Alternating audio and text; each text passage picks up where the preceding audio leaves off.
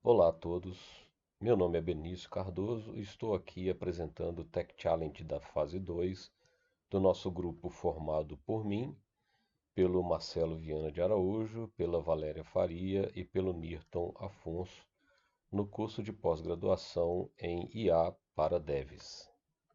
Nessa etapa do projeto, nós evoluímos a nossa solução de classificação de diagnóstico para condições de tireoide, focando em três pilares fundamentais: a otimização automática de hiperparâmetros via algoritmos genéricos para maximizar a assertividade diagnóstica e a integração com LLMs para traduzir predições complexas e probabilidade em relatórios clínicos interpretáveis.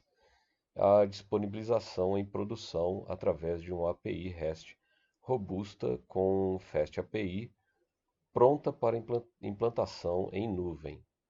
Como vocês podem ver na arquitetura exibida na tela, nós cobrimos desde a ingestão e tratamento de dados, a busca evolutiva via biblioteca DAP, e a geração de relatórios explicativos, e a expostulação dos serviços com monitoramento e logs estruturados.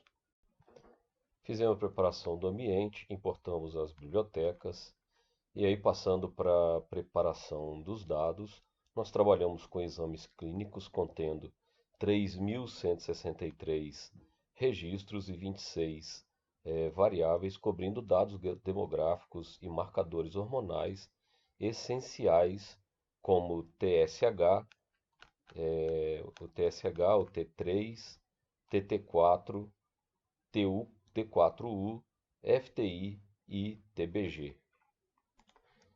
Nós adotamos uma postura rigorosa, removendo 77 registros duplicados para evitar qualquer viés, mas preservamos valores extremos representativos do contexto médico. Nós identificamos um forte desbalanceamento de classes, cerca de 95% dos casos são negativos e apenas 5% têm hipotiroidismo. E para lidar com isso de forma correta e sem vazamento de dados, aplicamos uma divisão estritamente estratificada, com 70% no ajuste de aprendizagem, né, para fazer o treino, e 15% validação e o restante dos outros 15% para teste. E assim nós estruturamos um pipeline com Column Transformer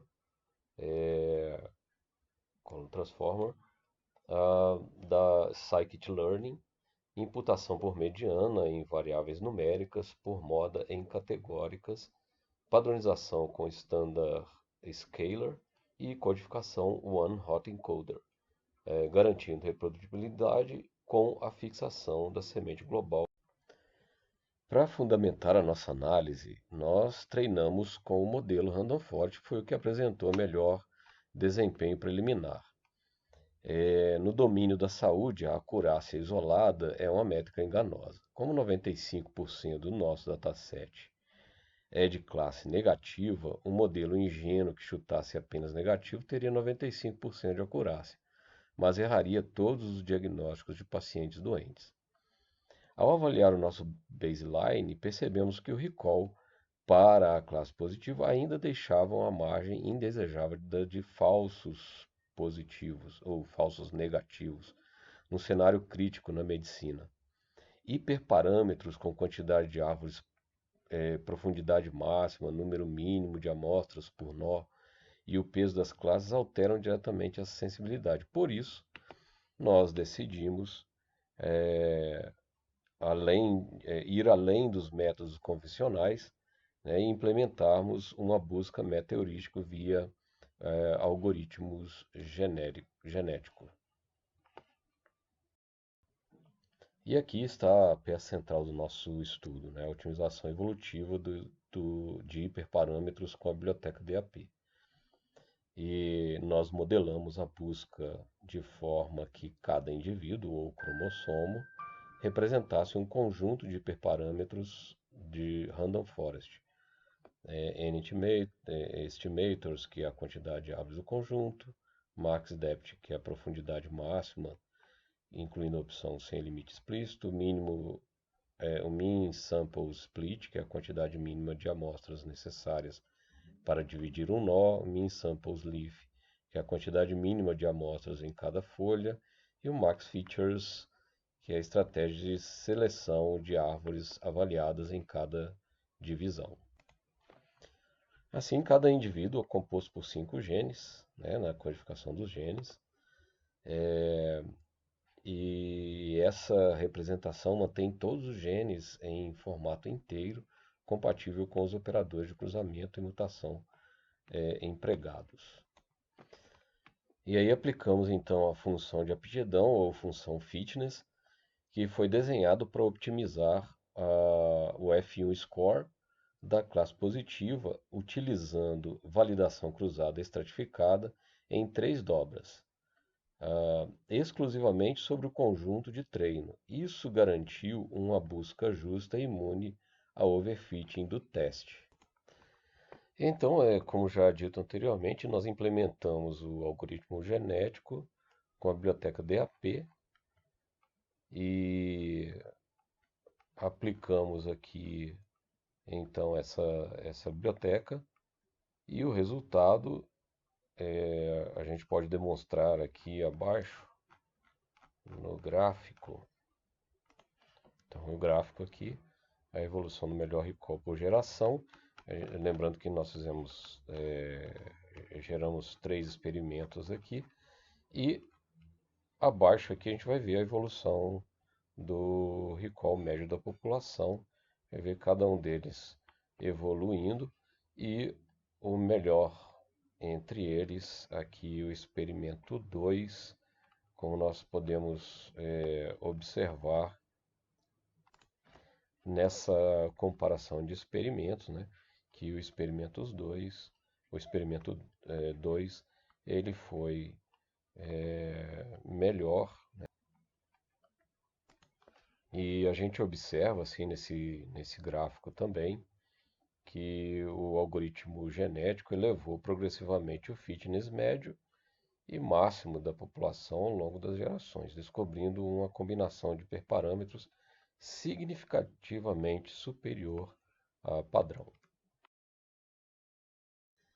E então fizemos lá o treinamento do modelo final otimizado e também fizemos a avaliação do modelo baseline. E com isso, fazendo a comparação, né, entre os dois modelos, a gente vai ter uma tabela logo aqui abaixo, além do gráfico, né, que faz essa comparação. A gente vai perceber que o modelo otimizado ele tem uma resposta melhor do que o baseline. A gente vai perceber aqui que o modelo otimizado, né, pelo AG, obteve um salto relevante tanto no recall. A gente vai perceber aqui, ó, no recall, né, que o otimizado tem um salto bem interessante, e também o F1 score também tem, ele é melhor, né, para a classe hipotireoidismo em relação ao baseline. E a gente vai perceber também na matriz de confusão que fica claro o impacto, né, prático. Reduzimos drasticamente o número de falsos positivos, de falsos negativos, né, aumentando a segurança do diagnóstico. Tá? E a métrica ROC, a UC, né, confirmou uma capacidade global de separação entre as classes mais consistente e confiável. Em seguida, nós fizemos uma classificação, né, das features mais importantes ou mais relevantes dentro do modelo otimizado. E aqui a gente tem, em primeiro lugar, aqui a TSH, depois a FTI, enfim, e aí depois as demais features. nós logo em seguida nós aplicamos então como um diferencial dentro da nossa solução, né? Que foi transformar essas variáveis que são numéricas, tá? E aí preparamos a LLM para isso, no modelo de machine learning, né? Que é uma explicação mais clínica, né? Mais apropriada ali para dar o diagnóstico para o médico. E aí criamos então a LLM, fizemos uma preparação aqui dos dados para interpretação da LLM, inserimos alguns valores para que a gente pudesse observar o resultado, né, de- desses valores em relação à interpretação da LLM. Ela, aqui está todo o prompt da LLM para que foi gerado e após após rodado, né, ele fez a interpretação e aí a gente pode ver que no resultado a gente observa aqui na tela, né, ah, o relatório, ele é um relatório totalmente estruturado e claro em português, destacando quais marcadores hormonais justificam a suspeita de hipotiroidismo, e o relatório inclui explicitamente um disclaimer ressaltando que a ferramenta atua como suporte e, segundo a opinião, preservando a soberania do profissional médico. E a gente vai ver isso nesse texto, né, que é a interpretação gerada pela LM, como ele faz todas essas recomendações, né, no seu resultado. E assim, para que o uso dessa API, dessa LLM possa ser disponibilizado, a gente deixou então no JobLib, né, serializamos o pipeline em um artefato JobLib e criamos a API REST com Fast API, demonstração no Swagger da tela, e destacamos os nossos endpoints principais no GetHealth, o Predict, Metrics e Docs. E este último que apresenta aí a documentação interativa da API. E aí, para fechar, fizemos aqui a validação funcional dos endpoints, para ver se estava tudo funcionando, se está tudo ok. E depois colocamos, né, implementamos aqui a documentação e como ter acesso, né, ao código, enfim, e a API, ela fica pública, né, uma URL pública, e constitui evidência da implantação na nuvem dessa API. Enfim, e eu quero aqui, em nome de todo o grupo, Marcelo, Valéria, Nirton, eu, Benício, né, concluímos que os objetivos da fase 2 do Tech Challenge foram totalmente alcançados, porque nós comprovamos aí o poder dos algoritmos genéticos para otimização automatizada de hiperparâmetros, adicionamos inteligência explicativa às predições através de LLMs e entregamos uma solução pronta para a produção, containerizada e pronta para integração em nuvem. Reforçamos nosso compromisso ético. Esse sistema foi desenhado como ferramenta de apoio à decisão clínica e segundo a opinião médica, né? E nós agradecemos aí a todos por terem acompanhado toda essa apresentação e ficamos disponíveis para qualquer questão, né? E a documentação também toda disponível aí para que vocês possam acompanhar e observar. E muito obrigado.